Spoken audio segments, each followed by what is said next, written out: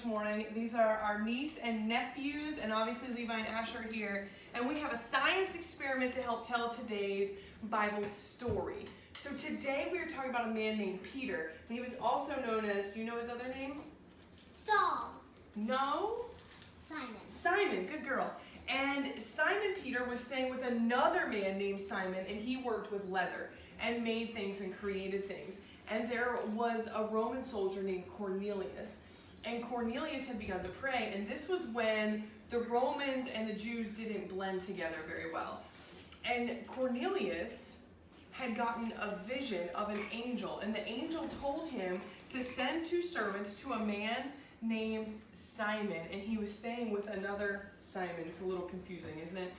And to invite the first Simon, Simon Peter, back to his house. So as soon as the angel told Cornelius to do this, what did he do? He sent 2 men to find Simon. He lived in a house by the sea. Hold on one second. Now, about noon the next day, the Peter that we know was up on the rooftop praying while the meal was being prepared for him. He was hungry, and a vision came down to him, and it came down like a bed sheet. How big's a bed sheet? Is it this big? Mom. Is it this big? Mom. Is it this big? It's really big. And the Bible says it came down like all 4 corners, and in it were all kinds of meats, lizards and birds and 4-footed animals. And the Bible says that the word of the Lord told him to get up and eat, to kill and eat. And he questioned it and said, these foods are not clean for me. And it was because in the Old Testament there were certain things that were unclean for Jews to eat. In the same moment while he was praying, the 2 men from Cornelius showed up and invited him back to their home. And this was the first time that Peter had been in a non-Jewish house, and he was going to eat non-Jewish food. And God had already prepared him that that was going to be okay, that it wasn't about what was going into his stomach, but the state of his heart.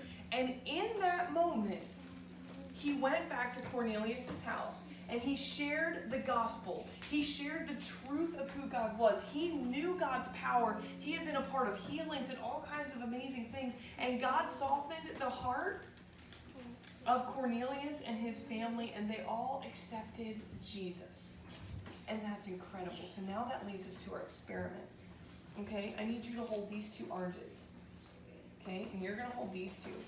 And I need you to tell me which I'm going to come to you in a moment, baby. Which orange do you think will sink, and which orange do you think will float? Graham, what do you think? I think this one will float and this one will sink. That's what you think. What do you think? Sink, float. Oh, all right. We're going to stick Charlotte's in first. So which you said this is going to sink? No, that. This one's going to sink?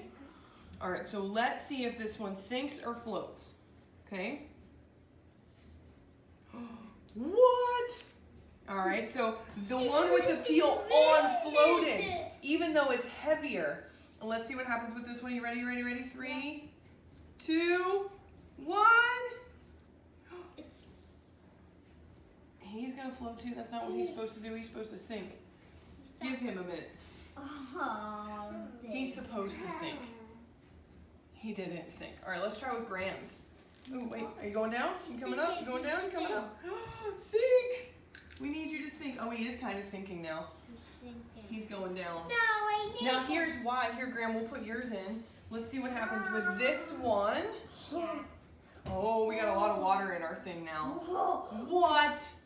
He's supposed to sink too. No, But look, we can see that Charlotte's did sink. And let me tell you something really cool about this. mine's bigger than his. It's not about the bigger.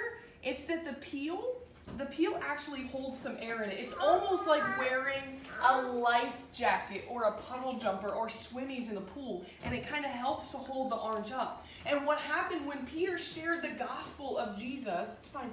What happened when Peter shared the gospel of Jesus with Cornelius' house, they learned how to put on that life jacket. And they learned who Jesus was. And what's important for you is that your friends, when you're at school, even when you're hanging out somewhere, and you get to tell somebody about Jesus, you're basically like getting to give them a life jacket. Kind of like our oranges. So let's pull out Graham's here real quick because he didn't sing. That one's mine. Or yeah, I know. We're going to add Charlotte's in so we can just see this one last time. That when we wear our life jacket, and we do what Jesus tells us to do. Peter did what God told him to do. Cornelius did what God told him to do. And when he did that, people got to put on the life jacket and know who Jesus is forever. How cool is that? Clearview kids, we love you. We are so excited to see you on Sunday mornings at Clearview Church at 10:30, where there's activities and all kinds of things for you to do. We love you. We are praying for you, and we look forward to seeing you again soon. Everybody say it with me. Say bye. Bye.